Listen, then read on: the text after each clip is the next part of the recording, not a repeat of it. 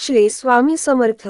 सबसे बड़ा गुरु, गुरु से बड़ा गुरु का अध्यास, और उससे बड़े श्री स्वामी समर्थ महाराज इ. स. 1457 सुमारास श्री नृसिंह सरस्वती स्वामी महाराज यांनी गाणगापुरास निर्गुण पादुका स्थापन केल्या व त्यानंतर यात्रेचे साधून ते कर्दळी वनात अदृश्य झाले।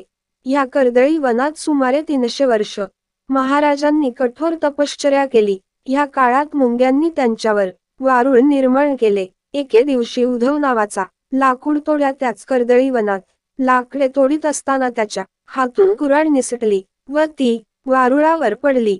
ही स्वामी महाराजांची लीलाच की त्या उद्धवाचे निमित्त साधून त्यांना पुन्हा भक्तांच्या कल्याणासाठी प्रगट व्हायचे होते। कुऱ्हाड वारुळावर पडताच त्यातून रक्ताची धार उडाली व क्षणातच दिव्य प्रकाश होऊन उद्धवासमोर एक आजानुबाहू तेजस्वी मूर्ती प्रगट झाली। तेच अक्कलकोटचे श्री स्वामी समर्थ महाराज। आपल्या हातून या महापुरुषाला जखम झाली या विचाराने उद्धवाला दुःख झाले व भय वाटू लागले। पण भक्तांसाठी माताच असलेल्या महाराजांनी उद्धवाला अभय व आशीर्वाद देऊन गंगातीरावर प्रयाण केले। गंगातीरावर भ्रमण करता करता ते कोलकात्यास गेले व तेथे त्यांनी महाकाली मातेचे दर्शन घेतले। नंतर काशी प्रयाग असे भ्रमण करीत ते उत्तरेकडून दक्षिणेस आले। श्री क्षेत्र त्र्यंबकेश्वर येथे त्यांनी शेगावचे श्री गजानन महाराज व शिर्डीचे श्री साई महाराज यांना दीक्षा दिली।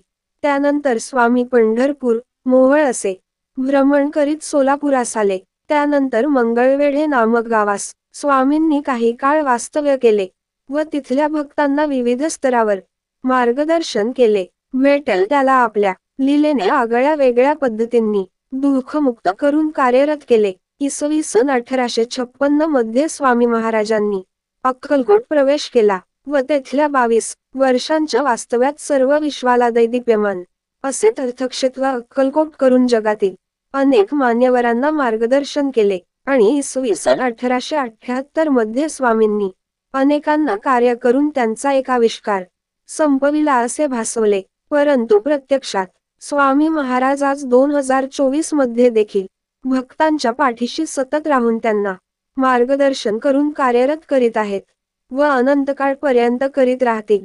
श्री स्वामी समर्थ हे श्री दत्त महाराजांचा पूर्ण ब्रह्मस्वरूप तिसरा अवतार आहे।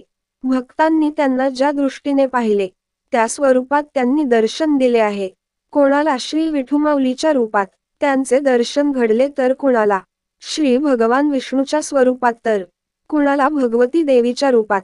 महाराजांनी भक्तांच्या कल्याणासाठी अनेक लीला दाखविल्या। अनन्यभावाने भक्ती करणाऱ्या भक्तांच्या सदैव पाठीशी राहून त्यांचे योगक्षेम चालविण्यासोबतच भिऊ नकोस मी तुझ्या पाठीशी आहे असे अभिवचन देणाऱ्या श्री स्वामी समर्थ महाराजांचा आज प्रगट दिन। पुढील सर्व आयुष्य त्यांच्याच चरणी कार्यरत होत जावे हीच आजच्या मंगलदिनी स्वामीचरणी प्रार्थना। अनंत कोटी ब्रह्मांडनायक महाराजाधिराज योगीराज परब्रह्म सच्चिदानंद भक्त प्रतिपालक अक्कलकोट निवासी श्री स्वामी समर्थ महाराज की जय।